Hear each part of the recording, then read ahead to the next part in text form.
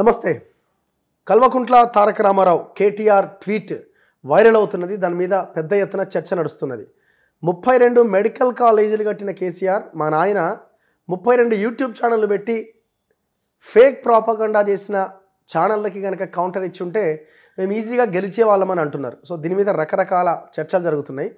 So కనీసం ప్రజలు ఇచ్చిన తీర్పుని, ఓటమిని అంగీకరించకుండా ఇంకా 20 రోజుల తర్వాత కూడా ఆ ఫ్రస్ట్రేషన్ నుంచి బయట పడలేకపోతున్నారన్న అభిప్రాయాన్ని చాలామంది వ్యక్తం చేస్తున్నారు. సో దీని మీద ఖచ్చితంగా మనం మాట్లాడాల్సిందే. ఒక రకంగా అన్ని ఛానళ్ళను కొని, మెయిన్ స్ట్రీమ్ మీడియాని మొత్తం కొని, మెయిన్ స్ట్రీమ్ మీడియా వాటికి ఉన్న యూట్యూబ్ ఛానల్స్ అంటే ఆ శాటిలైట్ ఛానల్, దానికి సంబంధించిన యూట్యూబ్ అన్నీ మొత్తం దాదాపు 60-70 యూట్యూబ్ ఛానళ్ళను కొనేసి అన్నీ కొన్నా కేవలం కొన్ని ఛానళ్ళ వల్ల మాత్రమే మేము ఓడిపోయినాం, అది కూడా యూట్యూబ్ ఛానల్ అని కేటీఆర్ ఒప్పుకోవడం నిజంగా మాలాంటి వాళ్ళకి చాలా గొప్ప విషయంగా మేము పరిగణిస్తున్నాం. మరి ఎందుకు వాళ్ళ మాటలు నమ్మలేదు, మరి మా మాటలు ఎందుకు నమ్మినారు, ఇది కూడా మనం ఆలోచించాల్సిందే.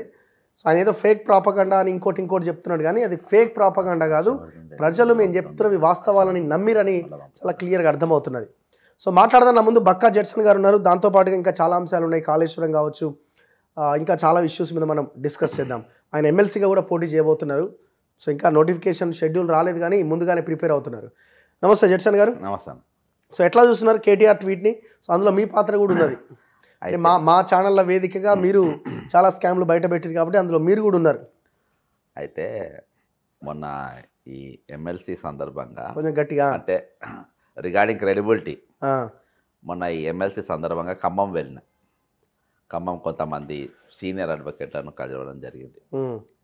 అలా 99% అందరూ మిమ్మల్ని గుర్తు చేసారు, మిమ్మల్ని మల్లరను. అందులో వాళ్ళు అంటే మనం కూడా చేసి మర్చిపోయినాం ఒక ఇష్యూ. మనం ఏమైనా లాట్రిన్ స్కీమ్ చేసినాం ఒకటి. లాట్రిన్ స్కామ్, అవునవును, బాత్రూమ్ స్కామ్. దాదాపు హైదరాబాద్ అంతా తిరిగినాం, హైదరాబాద్ అంతా తిరిగినాము. ఒకటి మన హైదరాబాద్ తిరిగినాం, కానీ స్టేట్ మొత్తం అయింది. అరే లాస్ట్ ఈ పైసలు కూడా తినే కాడికి అంటే ఈ ప్రపంచంలో ల్యాబొరేటరీస్ మీద, బాత్రూమ్ల మీద, మరుగుదొడ్ల మీద కూడా స్కాములు తినేటోళ్ళు ఉన్నారా? అది ఎందుకు నమ్మిన అంటే మనం లోపలికి పోయి అంటే అంత కంపు భరించుకుంటా లోపలికి పోయి అదంతా చూపించడం అది జరిగేట వరకు నమ్మిండ్రు. అంటే ప్రతిదీ సూక్ష్మంగా ఈసారి ప్రేక్షకులు, ఓటర్లు, తెలంగాణ సిటిజన్స్ చాలా దగ్గరికి వెళ్ళి పరిశీలించారు. ఖమ్మం జిల్లాకు రాజకీయంగా చైతన్యవంతమైన జిల్లా కాబట్టి వారికి ఎక్కువ అంశాలలో మన డిస్కషన్లు అప్పుడు చెప్తుంటారు. కొంతమంది టీచర్లు జరిగినప్పుడు కేటీఆర్ లేట్గా గుర్తించాడు. కేటీఆర్కి అనుమానం ఉండి దాదాపు 30 ఛానళ్ళను ఆల్రెడీ కొనేసారు. ఇప్పుడు ఆయన ఆపోజిషన్ ఉంది కాబట్టి ఆయన బినామీల పేర్లు నేను చెప్పాల్సిన అవసరం లేదు, అది అందరికీ తెలుసు. హైదరాబాద్ సుందరీకరణ పనులు ఎవరు చేసిండ్రు, వాళ్ళు ఛానళ్ళు కొనడం జరిగింది, మెయింటైన్ చేయడం జరిగింది. కేసీఆర్ని ఎంత మొయ్యాలనో అన్ని మోసిండ్రు చాలా ఛానళ్ళు. మీరు యూట్యూబ్ ఛానల్ కొనడం వల్ల ఏం విఫలం ఏం కాలేదు, మీరు మ్యాక్సిమం కొనరు. కానీ నిజాయితీగా జనం తరపున బలంగా నిలబడ్డ ఛానల్ మీరు కొనలేకపోయినారు. ధరణి మీరు కొనలేదా ఛానల్? ధరణి వేసిన అవును అప్పుడు కొన్నారు కదా.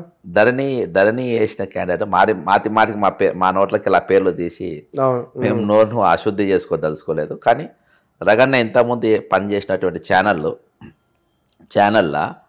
ధరణి అసలు దాన్ని అందరు ధరణి స్కామ్ అంటారు. ధరణిలో ఏం జరిగింది, దాంట్లో ఎవరెవరు పార్ట్నర్స్, ఏ కంపెనీ అది, దాని వెబ్సైట్ ఏంది, దాని నంబర్ ఏంది, దాని లింక్ ఏంది, తెలంగాణలో ఉండాల్సిన డాక్యుమెంట్స్ మొత్తం వేరే దేశాలకు ఎట్లా డేటా పోతుంది అనేది మాట్లాడిన తర్వాత ఆ ఛానల్ను కొనేసి ఆ ఛానల్కి ఇచ్చినందుకు 32,000 SFT బిల్డింగే ఇచ్చినంటే అది ఎంత పెద్ద. నువ్వు కొనలేదా ఛానల్?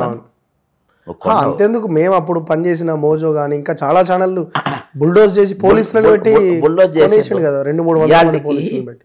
బాధాకరమైన విషయం ఏంటంటే అసలు మేము ఎందుకు ఓడిపోవాల్సి వచ్చింది, జనం మా మీద ఎందుకు తిరగబడ్డరు అనే దాని మీద మీరు ఫామ్ హౌస్నో సీక్రెట్గానో మీరు అందరు కూర్చొని దాని మీద పోస్ట్ మార్టం చేయాల్సిన అవసరం ఉండే.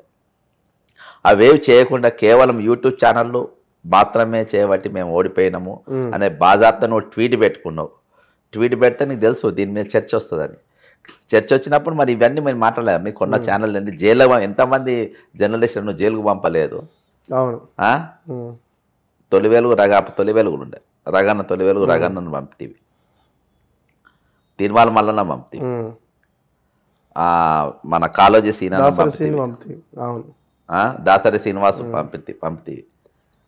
జిల్లాలో ఉన్న చాలా మంది రిపోర్టర్ల మీద దాడులు చేయించిన ఆర్మూర్లో అయితే సంపీర్ ఆర్మూర్లో ఇద్దరు డబల్ మటర్ సత్యం బ్రదర్స్. మీరు ఎక్కడాగిన మీరు ఏడాగలేదు. అవును, ఈరోజు మీరు జన ఆగ్రహాన్ని కప్పిపుచ్చుకోవడానికి మేము నీతిమంతులమే కానీ మా మీద బట్టగాల్చి మీరు అప్పులు చేసిన తప్ప అప్పులు చేసిన దాకి ఇవాళ పోతుండ్రు అందరు లీడర్లు. కానీ మనం ఆ రోజే అప్పులు ఎక్కడెక్కడ చేసిండ్రు, ఏమేమి చేసిండ్రు, ఏమేమి కుదబెట్టిండ్రు అని చెప్పినాం. పబ్లిక్ ముందు తీసుకొస్తే అవన్నీ ఎవిడెన్సే కదా, ఎవిడెన్స్ లేకుండా ఏం మాట్లాడలేదు అసలు. మీకు ఏ అంశం మీద అసెంబ్లీలో చర్చ జరగలేదు, వాళ్ళ బలం అదే ఉండే. ఆపోజిషన్ మేము వీక్ చేసినాం, ఆపోజిషన్ స్థాయి లేకుండా ఈరోజు ఎంఐఎంను తీసుకొచ్చి 7 సీట్లలో కూర్చోబెట్టినాం, కాంగ్రెస్ను 5 సీట్లలో కూర్చోబెట్టినాం. ప్రతిపక్ష పార్టీగా మేము మైనార్టీ పార్టీ ఎంఐఎంను కూర్చోబెట్టినాం. మేమేదంటే అది అనుకుంటా అని మీరు అసెంబ్లీని బేస్ చేసుకొని కూర్చున్నారు. కానీ పబ్లిక్ అసెంబ్లీలో జరిగిన డిబేట్స్ గురించి మీరు ఆలోచించారు. వీళ్ళు ఏమైపోతారు, మంచి వాళ్ళని కమ్మిన మీద పెద్ద లెక్క నాని మీరు అనుకున్నారు. కానీ ఆ చర్చ మేము ఖచ్చితంగా ఆ రోజుకి మీరు రికార్డు తీసుకొని చూసుకోవాలి. కేటీఆర్ ఏం చూసుకోవాలంటే మేము ఆ రోజుకెళ్ళే చెప్తున్నాం, కేటీఆర్ గవర్నమెంట్ పక్కా పడిపోతుంది. రగన్న ఇది రాసుకో, నీకు పర్సనల్గా చెప్పిన స్టూడియోలో చెప్తున్నా. అగర్సే బీఆర్ఎస్ గవర్నమెంట్ మళ్ళా వస్తుందని అనుకుంటే ఫస్ట్ మర్డర్ అయ్యేది మీరే అని చెప్పిన, మీ పర్సనల్గా చెప్పిన. జనం అంటే యూట్యూబ్ ఛానళ్ళ మీద కసి అనేది ట్వీట్ మీద బయటపడ్డారు. అంటే మేము పెట్టిన స్కాములు బయటపడ్డదని చెప్పేసి ఎన్నోసార్లు ధరణి మీద చిన్న చిన్న పిల్లలు వచ్చి మా భూములు కూడా గుంజుకున్నారని ఏడ్చిన. ఇంకా మా దగ్గర అవన్నీ మీరు యూట్యూబ్లలో కొడితే లింక్ వస్తే బయటకు వస్తుంది. మీరు చేసింది కొన్ని లక్షల మందికి వెళ్తారు. ధరణి వాళ్ళ చిన్న పిల్లల అరే తల్లిదండ్రులు లేని వాళ్ళని కూడా మీరు జాగాలు గుంజుకునే కాడికి మీరు దిగబట్టారు. గుట్టలను బాయలని చేశారు. కోకాపేట అన హైదరాబాద్లో ఉండాలనేది తెలంగాణ ఖమ్మంకి వెళ్ళి ఆదిలాబాద్ వరకు నల్గొండ వరకు ప్రతి ఒక్కరికి ఒక 60 గజాలు 50 గజాలు ఇల్లు కొనుక్కుందాం, కనీసం ఫ్లాట్ అన్న కొనుక్కుందాం అనే ఆశ ఉంటుంది. నువ్వు మిడిల్ క్లాస్ వాడు ఒక రిటైర్మెంట్ అయినాక ఆ పైసలు పట్టుకొని వచ్చి ఎవరైనా ఇల్లు కొట్టుకునే స్థాయికి నువ్వు పెట్టినావా? 100 కోట్లకు ఎకరం పట్టుకొస్తే కేవలం నీ మాఫియా తయారు చేసింది. ఇది బెంగళూరు అసలు జాగాలలో లేదన్న అంత జాగా అయితే అవుట్స్కర్ట్స్లో పోతే, ఇది అవుట్స్కర్ట్స్లో పోతే కూడా నువ్వు 100 కోట్లకు చేసి నీ మాఫియాని మొత్తం కూర్చోబెట్టి 11 ఎకరాలు నువ్వు తీసుకుంటే ఏది అబద్ధం చెప్పిందా? యూట్యూబ్ అంటే ఈ ఛానళ్ళు నువ్వు మిగిల్చిన ఛానళ్ళు నీది ఏది అబద్ధాన్ని మేము నిజం చేసి చూపించినాం, జనాల ఏది కల్పితం చేసి చూపించి ఆ రోజు కూడా ప్రభుత్వం నీ చేతున కేసులు పెట్టి నువ్వు జైల్లో పెట్టుకునేది ఉండే. కానీ వేణి పెట్టకుండా ఇవాటికి నువ్వు హక్కుస్తూ దాని మీద హక్కుతున్నావు అని అంటే నీవు 100% నువ్వు లీడర్గా విఫలం అయిపోయినావు. నీవు రోజు రోజు కనుమరుగు అవుతున్నావు. చివరికి వాళ్ళు ఇప్పుడు ఈ ఇన్స్టాగ్రామ్ పేజెస్ ఉన్న సెలబ్రిటీలను కూడా వాడుకున్నారు. దాని మీద కంప్లైంట్ మన ఎలక్షన్ కమిషన్ కంప్లైంట్ ఇచ్చిన 5 ప్రధానంగా మహిళలతోని బిగ్ బాస్లో ఆన్లైన్లో పాల్గొనలతోని వాళ్ళ డ్యాన్స్ లేపించి పాటలు పాడించి వాళ్ళని ఎన్ని రకాలుగా చేయాలనో అన్ని రకాలుగా వాళ్ళని చూపించారు. సెకండ్, ప్రభుత్వ పైసలతోని నేను కళాకారులను గౌరవిద్దాం, తెలంగాణ కళాకారులు అందరినీ గౌరవిస్తాం. ఇంకా తెలంగాణ సాధన వాళ్ళు ముఖ్య పోషించారు. రసమయ్య బాలకృష్ణ దాని చైర్మన్గా చేసి చాలామందిని ఎంప్లాయ్మెంట్ ప్రభుత్వ జీతాలతో పెట్టుకున్నావు. నువ్వు పర్సనల్గా నా దగ్గర బోలెడ్ ఫోటో వాళ్ళ మీద కంప్లైంట్ ఇవ్వాలి. లేదు జీతం జనం సొమ్ము పనిచేసేది మొత్తం వాళ్ళకే, అది పార్టీల బాధ ఫోటోలు ఉన్నాయి నా దగ్గర, ఫోటోలు వాయిస్లే ఉన్నాయి, వాళ్ళ వాయిస్లు ఉన్నాయి. ఇది నేను ఎలక్షన్ కమిషన్ కంప్లైంట్ ఇవ్వాలి. సరే వాళ్ళని బెదిరించో భయపెట్టించో చేస్తాను. నిన్నదాకా నా సోదరులు నేను ఎందుకు మాట వాళ్ళ గురించి మాట. కానీ ఈరోజు మాత్రం ఇలా వాళ్ళు బీఆర్ఎస్ పార్టీ వాళ్ళకు కూడా కోపం ఉండొచ్చు, ఏంద్రా మేము జనం పైసలతో దీనికోసం మేము తెలంగాణ, కానీ ఆత్మ చంపుకొని వాళ్ళు పాటలు పాడిండు. ఈ రోజు నేను ఒకటే చెప్తున్నా, రేవంత్ రెడ్డి గారి విజ్ఞప్తి చేసేది ఏంటంటే అదే కళాకారులకు ఇంకో 3,000, 4,000, 5,000 ఎక్కువ జీతం ఇచ్చి వీళ్ళ దొంగతనాలని మీరు మాట్లాడియారు. వాళ్ళని కాళేశ్వరం అవి మాట్లాడి మిషన్ భగీరథ దగ్గరికి ఊళ్ళల్లో తిరిగి ఎక్కడెక్కడ మంచినీళ్ళు తాగుతానో మాట్లాడి నేను స్పాట్ చూపెడతా. 7 చెరువులు కొల్లగొట్టిందో మాట్లాడి, ఎక్కడెక్కడ ఈరోజు ఫార్మా కంపెనీల అనుమతులు లేకుండా రెడ్ జోన్లల్లో ఎక్కడెక్కడ ఈ కంపెనీ నడుస్తున్నాయి అక్కడ తీసుకుపోయిన మాట్లాడి, నేరల్లా తీసుకుపోయి వీళ్ళతో పాటలు కట్టి ఇయాటి వరకు నేరల్లా బాధితులకు ఇయాటి వరకు న్యాయం జరగాలి. తీసుకపోయిన థర్డ్ డిగ్రీ కొట్టిన విశ్వేశ్వరరావు విశ్వజిత్ అంటూ వాడి మీద పాటలు పాడిపి కళాకారులు ఇప్పుడు తిప్పుదాం. ఇంకా చాలా లోతుగా పోయి తెలుసుకుందాం. వాళ్ళను బాటుకోవాల్సిన అవసరం వాళ్ళ పాటలు పాడింది కాబట్టి వాళ్ళని తీసేయాలనేది కాదు. వాళ్ళు తెలంగాణ ఉద్యమంలో పాత్ర ఉన్నది. మజ్బూరి మన ఆపోజిషన్ రోల్ మన అసెంబ్లీలో ఏం లేకుండే కదా, వాళ్ళు ఏం చేస్తారు? మన రోల్ గట్టిగా మన దిక్కుండేటోళ్ళు, మన రోల్ జీరో అయిపోయా, దేని మీద చర్చ జరగకపోయా. ఈరోజు కేటీఆర్ బాజాబ్తా ఒప్పుకున్నాడు. మనం కూడా చాలాసార్లు చెప్పినాం, ఇవాళ కేసీఆర్ గవర్నమెంట్ పడిపోయిందంటే only because of YouTube channels అని చెప్పి పదే చెప్పినాం. ఇలా కేటీఆర్ ఒప్పుకున్నాడు. దవాఖానల బదులు ఇవి పెడతాడు. నువ్వు ఏది వదలలే అన్న, గెలవనికి ఏది వదలలే. మీరు ప్రచారం జనం డబ్బులు కూడా వివిధ పత్రికల్లో కోట్ల రూపాయలు ఖర్చు పెట్టారు కదా. అవును, మొత్తం అన్న భారతదేశం అన్ని భాషలలో అది కూడా 6 పేజీలు ఇచ్చినారు కదా. మరి అదంతా ప్రచారమే కదా. ఒక్క భాష కాదు, అన్ని భాషల్లో.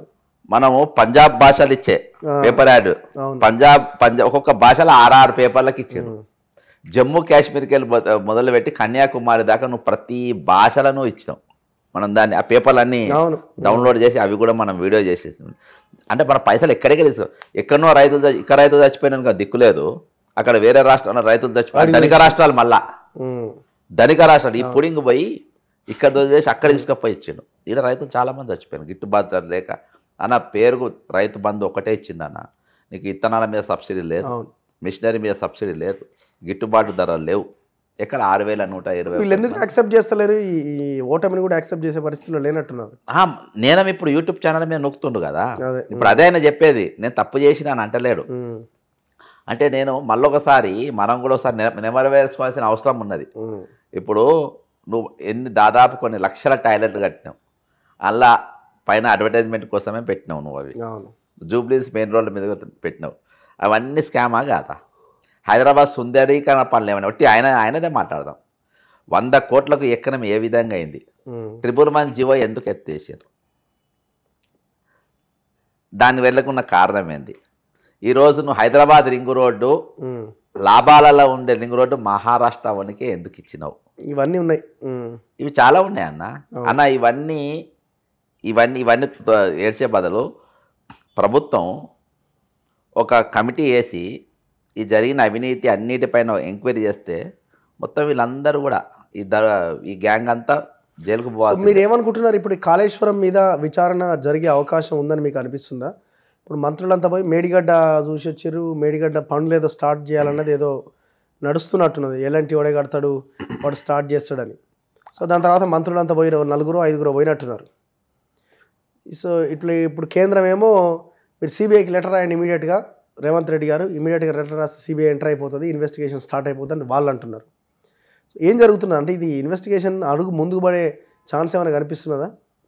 అన్న పచ్చిగా చెప్పాలంటే 30వ తారీఖు ఎన్నిక అయితే 30వ తారీఖు ఎన్నిక సాయంత్రం అయిపోగానే కాంగ్రెస్ పార్టీకి ఓటు వేయాలి, కాంగ్రెస్ పార్టీని గెలిపించాలని ప్రచారం కాళ్ళు గజ్జె కట్టుకొని తిరగగానే 1వ తారీఖు నేను ఇమీడియట్గా ప్రెస్ మీట్ ఎందుకు పెట్టినా? ఇన్ని స్కాములు తీసిన ఇవేవో జరుగుతాయని నాకు ముందు ఉంది స్మెల్ నిండే పెట్టిన.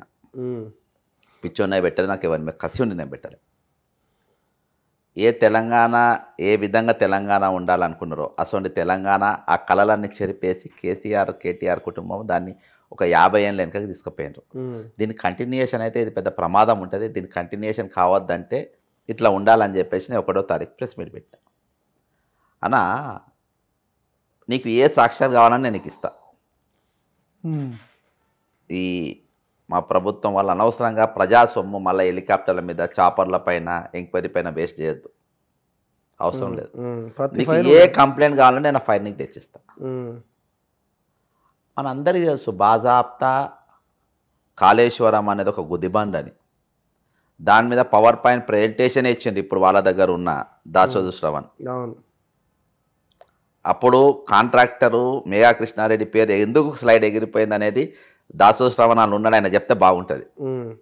లాస్ట్ మూమెంట్లో స్లైడ్ ఎందుకు ఎగిరిపోయింది? రావి నారాయణ రెడ్డి హాల్లో నువ్వు ప్రెస్ మీట్ మన పవర్ పాయింట్ ప్రెజెంటేషన్ ఇచ్చినప్పుడు ఎందుకు ఎగిరిపోయింది? స్లైడ్ ఎగిరిపోయిందా? లేదు, అలా మెగా ఉంటాడా? మేఘా కృష్ణారెడ్డి పేరు ఉంటుంది లేదు. ఆ రోజు దాదాపు 20 ఊర్లలో ల్యాండ్ ఎక్కువ దీని మీద సిన్సియర్ కొట్లాడినట్టు దామోదర నరసింహ నేను కళ్ళారో చూసిన నేను ఆయనతో పోయినా ప్రతి ఊరుకు నేను పోయినా ఏటిగడ్డ కిష్టాపూర్కి వెళ్ళి మొదలెట్టి పొద్దుగాల 7 గంటలకు వెళ్తే రాత్రి 12, 1 గంట 2 గంటల వరకు తిరిగేది మేము ఊర్లలో. ఒక్కొక్కరు రావాలి కెమెరాలు తీసుకొని హైదరాబాద్కి రావాలి షూట్ చేసుకోవాలి తెల్లారికి వెళ్ళి కథం వీళ్ళు ముందు చూపు చర్యలు ముందే అరెస్ట్ అవుతారు ముందు మరి గమ్మత్గా అరెస్ట్ అయ్యేదన్న వీళ్ళు ఫస్ట్ వాళ్ళు అక్కడ దాకా మేము మళ్ళీ బాధాపుతా పోయేది నేను కానీ దామన్న కానీ మాతో ఉన్నప్పుడు దాసో శ్రవణ్ కానీ ఇప్పుడు పవన్ కుమార్ రెడ్డి అన్న ఓకే అరుణమ్మ వీళ్ళందరూ చాలాసార్లు వచ్చారు. అదొక ఎపిసోడ్ అన్న. ఆ స్కామ్లో పాల్గొన్న వెంకట్రామరెడ్డి అనేటోడు పెద్ద విలన్, ఇప్పుడు ఎమ్మెల్సీ. తర్వాత అప్పుడు లాఠీ చార్జ్ చేసిన పోలీసులు శ్రీధర్ అనేటోడు ఒక డిఎస్పీ వాడు ఉంటే కొంతమంది పోలీసులు ఉండే భయంకరమైన లాఠీ చార్జ్. ఈ కాళేశ్వరం అనే ఒక స్కామర్ మన అందరికీ తెలుసు. మేడిగడ్డ అనేది కుంగిపోయింది, నువ్వు ఏం చేసి రిపేర్ చేస్తావు, నువ్వు ఏం చేస్తావు అన్న రిపేర్ చేసి దాని మీద నా మీద బరువెందుకు వేస్తారు. మళ్ళా నేను సాహసిస్తున్నా కాళేశ్వరం ప్రాజెక్ట్ అనేది బంద్ చేసేయాలి. అది మనము దాన్ని నెత్తి మీద పెట్టుకున్న కొద్దీ తెలంగాణ ప్రజలపైన భారం పడుతూనే ఉంటుంది. తెలంగాణ బంద్ చేయాలి కానీ అసలు ఇన్వెస్టిగేషన్ జరిగే అవకాశం ఉందా అంటున్నా నేను. జరగదన్న. ఇప్పుడు మెగా అయితే మాట్లాడుతూనే లేరు అన్నా. మేయా కృష్ణారెడ్డి పేరు నేను 1వ తారీఖు ప్రెస్ మీట్ ఎందుకు పెట్టినా అనేది కూడా నేను అందుకని ఇవన్నీ చెప్తుంది. ఎందుకంటే మేయా కృష్ణారెడ్డి అనేటోడు మై హోమ్స్ రామేశ్వర్ అనేటోడేమో భూములు కొల్లగొట్టిండు, మేయా కృష్ణారెడ్డి అనేటేమో తెలంగాణ పైసలు కొల్లగొట్టిండు. అది మిషన్ భగీరథ పేరు మీద కాళేశ్వరం పేరు మీద. దీని మీద ఆ రోజు మాట్లాడిన అందరి పాత్రలు అందులో ఉన్నాయి. దీని మీద కాలయాపన తప్ప ఏం సిబిఐ ఎంక్వైరీ ఎందుకన్నా జగన్ సిఐడి ఎంక్వైరీ వేయలే కేంద్రం మనకెందుకు, వాళ్ళిద్దరు ఒకటేనే కదా మనం చెప్పింది. ఇన్ని రోజులు వాళ్ళు అరెస్ట్ చేయలే కదా, సిఐడి ఎంక్వైరీ వేసేస్తే అయిపోతాయి కదా. సిఐడి ఎంక్వైరీ ఖచ్చితంగా జరగాలి. కాళేశ్వరం అనే దానిపైన ఇంకా మనం రూపాయి కూడా పెట్టుబడి పెట్టద్దు, మనం మొయ్యలేము అది. మళ్ళీ ఏమన్నా మనం చేయగలుగుతామో నిపుణులైన ఎక్స్పర్ట్స్ మళ్ళీ తీసుకొని వచ్చి మళ్ళీ పూర్వం ఉన్నట్టుగా ప్రజలపైన భారం లేకుండా పవర్ అవసరం లేకుండా మళ్ళీ ఏమన్నా చేయగలిగితే మన దగ్గర బ్రహ్మాండమైన ఇంజనీర్స్ ఉన్నారన్న. మన దగ్గర చాలామంది ప్రజెంటేషన్ కూడా ఇచ్చిండ్రు. వాళ్ళతో చేపిస్తే బ్రహ్మాండంగా చేపిస్తారు వాళ్ళు. అదే మన మార్గం ముందో చూడాలి. కానీ కాళేశ్వరం కంటిన్యూయేషన్ అనేది మాత్రము అది కరెక్ట్ కాదు. అది నేను గట్టి పదాలు ఇంకా వాడలేకపోతున్నాను కానీ దట్ ఈస్ నాట్ కరెక్ట్. దాన్ని మీరు వెంటనే ఆపేయాలి. మీరు కంటిన్యూయేషన్ చేసినట్టయితుంది. అదొకటి. మిషన్ భగీరథ మీద కూడా మీరు పాత ట్యాంకులు కొత్త నీళ్ళు వచ్చినాయంట కదా. అంక్షాపూర్లో నేను పోయినానా, ఇటో ట్యాంక్ ఉంటుంది ఇటో ట్యాంక్ ఉంటుంది. ఇటు ట్యాంకు కమతం రామరెడ్డి ఓపెన్ చేసింది, పొన్నలక్ష్మి పేరు ఉంటుంది మాది మంత్రివర్యులు. అటు సైడు సబితాయింద్ర రెడ్డి వాళ్ళ పేరు ఉంటుంది. లేటెస్ట్ కలర్లు వేసిన 1,30,00,000 రూపాయలు ఎత్తినాను అంశాపూర్లో. అక్కడికి వెళ్ళి చుట్టుపక్కల 50 కానీల మంచినీళ్ళే రావు. నిర్మల్ల పాత ఆదిలాబాద్ జిల్లాల, పాత మహబూబ్నగర్ జిల్లాల, పాత వరంగల్ జిల్లాల బట్టి విక్రమార్క గారి సొంత ఊరు లక్ష్మీపురంలా అక్కడ మిషన్ భగీరథ పైపులు కొట్టుకపోతే నేను కేసు వేసిన. అక్కడ ఈనాడు ఖమ్మం ఈనాడు పేపర్లో వస్తే కటింగ్ తీసుకొని నేను వేసిన. దీనిపైన పెద్ద ఎత్తున ఎంక్వైరీ జరగాల్సిన అవసరం ఉన్నది, ధరణి మీద జరగాల్సిన అవసరం ఉన్నది.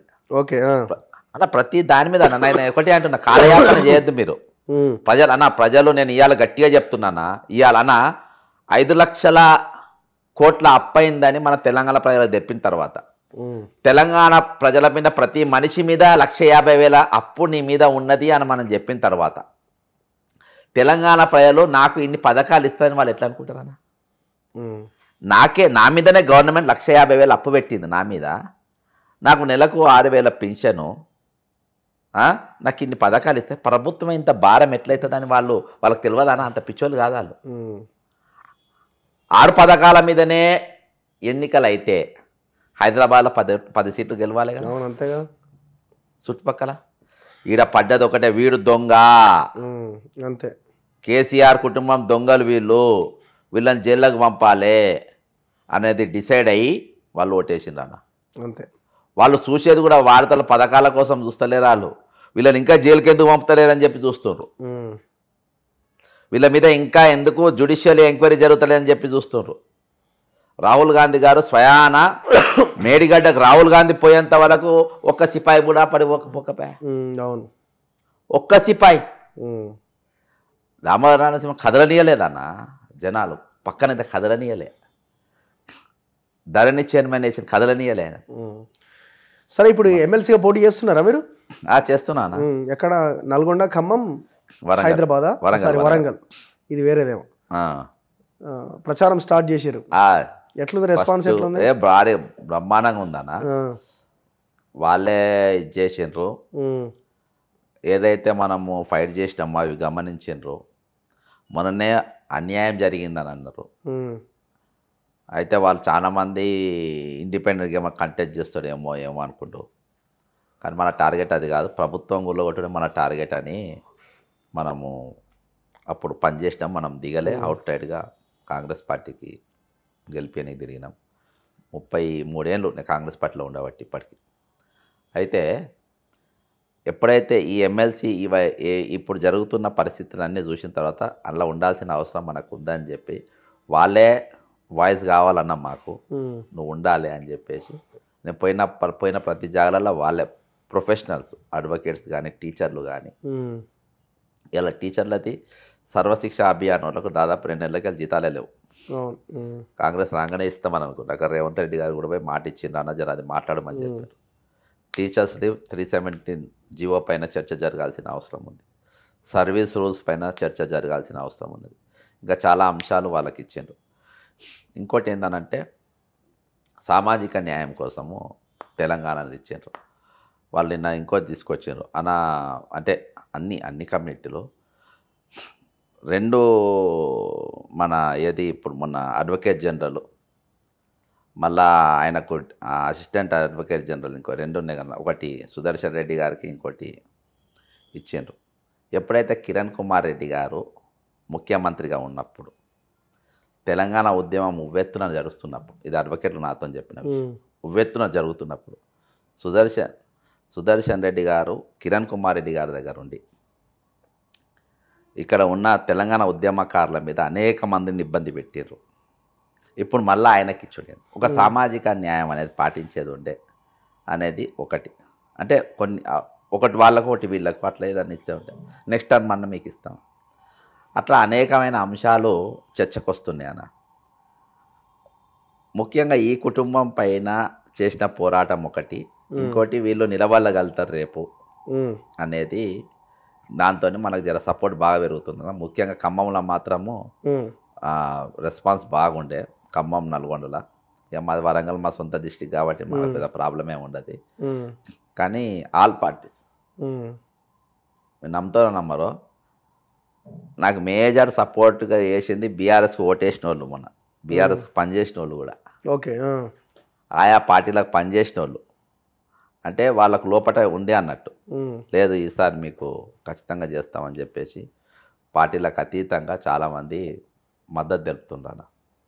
సో ఎట్లా అంటే ఎట్లా ఓటు బ్యాంకు ఇప్పుడు ఫస్ట్ ప్రాధాన్యత, రెండో ప్రాధాన్యత అని ఉంటుంది కదా? ఉంటుందన్నా.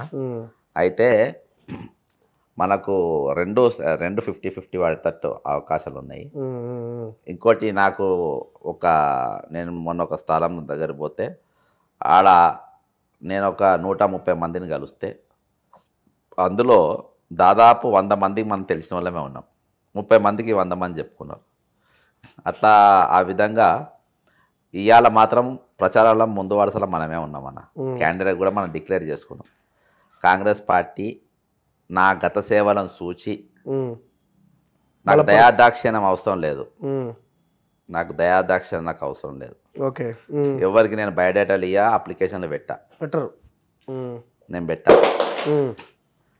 నాకు గ్రాడ్యుయేట్స్ ఎమ్మెల్సీ ఇవ్వాలని ఈయన పనిచేసిన కష్టపడ్డాడు. ఇది నా హక్కు, ఇది నా హక్కు.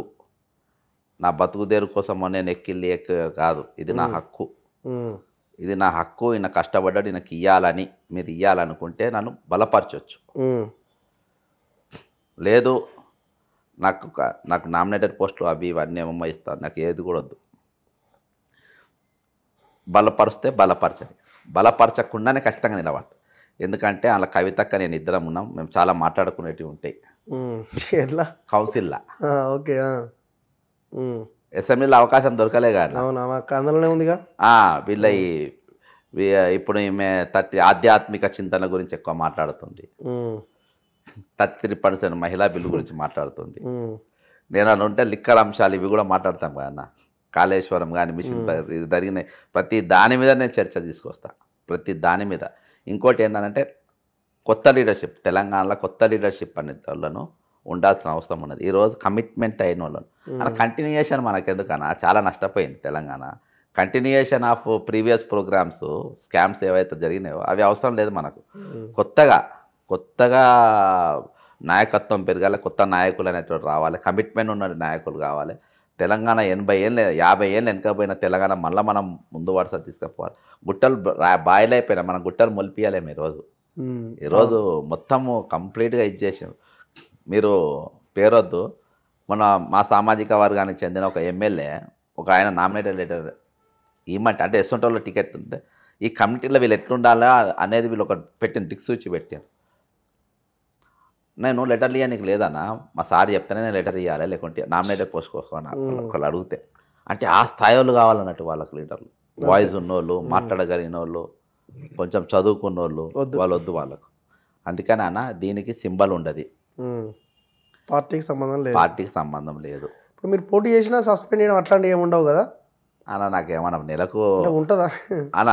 నాకేమో నెలకు 25 కిలోల బియ్యం, 2 కిలోల కందిపప్పు, 2 కిలోల నూనె ఏమైనా మంచిగా జాదింట్రా ఇన్ని కేసులు వేస్తే? అవును, ఇన్ని కేసులు వేస్తే అన్న కాంగ్రెస్ పార్టీకి వెళ్ళి నేను రాసిన కలంలా సిర కూడా ఇవ్వలేదన్నా. నేను ఫిర్యాదులు రాసిన కళానికి సిర కూడా నాకు గాంధీ భవన్కి వెళ్ళి రాలే నాకు. అర్థమైందన్నా? నా ఇంట్లో నోర్లు కొట్టిన కేసులు కొట్టినా ఒక్క నాయకుడిని చేయి చాపిన పైసలు తీసుకోలే. నాకు రెగ్యులర్గా ఏది కేసులు కాంప్రమైజ్ కానీ నాకు రెగ్యులర్గా ఆఫర్లు వచ్చినాయి, ఏడ కూడా నేను కాంప్రమైజ్ కాలే. ఇంతకుమించి రేపు నేను ఎమ్మెల్సీ కొట్టడానికి కూడా నా దగ్గర పైసలు లేవన్నా. నేను నేను అమ్ముడు పోను. ఎట్లా తిరుగుతున్నారు మరి మీరు? ట్రైన్లలో తిరుగుతున్నా. అంతేనా? ట్రైన్లలో, బస్సులలో, పబ్లిక్ అన్నా మనము వాళ్ళకి నమ్మకం కలిగియాలన్నా. ఈరోజు ప్రభుత్వ ఆసుపత్రి పబ్లిక్ పైసలతో నడుస్తున్న ప్రభుత్వ ఆసుపత్రిలో ప్రజలు ట్రీట్మెంట్ ఏది పాలన చేసేటోళ్ళే ఆ దవాఖానలో ట్రీట్మెంట్ తీసుకోకుండా వాళ్ళకి ఏం నమ్మకం ఉంటుంది అన్న? ఇవి మనవి కదన్న, బస్సులు కానీ రైల్వేలు కానీ ఇవన్నీ కానీ. అంటే ఎట్లా సదుపాయం ఉంటే నేను అట్లా పోతా, ఎన్టీఆర్ అవేమీ అనుమానం లేకుండా ఇంకో దగ్గర పోతా. కానీ ఒక చేంజ్ అయితే ఖచ్చితంగా అవసరం అన్న. నేను పెద్దగా ఏం చేయలేకపోవచ్చు కానీ నా ప్రయత్నం నాకు మిగిలిన ఆయుష్లా మనం చేయగలిగేది ఖచ్చితంగా చేయాలన్న. ఈరోజు కేటీఆర్ యూట్యూబ్ల మీద ఇచ్చిన స్టేట్మెంట్తో నాకు ఇంత ఉత్సాహం పెరిగింది. ఎందుకంటే మన బలం బలగం అదే. మన బలం బలగం పెద్ద ఛానళ్ళు ఈ రోజు వరకు మనం ఎప్పుడు విలువలేదో, ఇంటర్వ్యూలు చేయలేదు, అది కాలేదు. కానీ మన బలం మన బలగం యూట్యూబ్ ఛానళ్ళు, సోషల్ మీడియాలే అవి మిగిలి ఉన్నాయి.